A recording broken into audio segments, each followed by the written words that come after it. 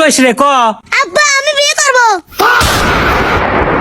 কে রে, আমার বড় সালে পর্যন্ত বিয়ের কথা কয় না, আর তুই এই বয়সে বিয়ের কথা কইস না? ওর নাই এজন্য কই না, আমার আছে এজন্য আমি কই। আমার নাই মানে?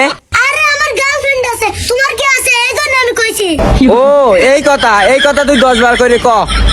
সেটের বাল, তোমার প্রেমিকা থাকুক আর যাই থাকুক, আমার বড় সাল থুয়ে তোমাকে আমি বিয়ে দেবো না নে। আচ্ছা ভাই তুমি বিয়ে করতে চাও না কে? তোমার জন্য আমি বিয়ে করে পারতেছি না।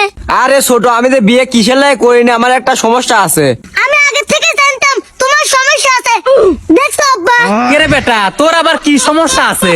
এই স্যার, তুই কি জানিস আমার কি সমস্যা? তুই খালি আন্দাজে কথা কইস। কি সমস্যা আছে তুমি আব্বা কো আমি শুনি।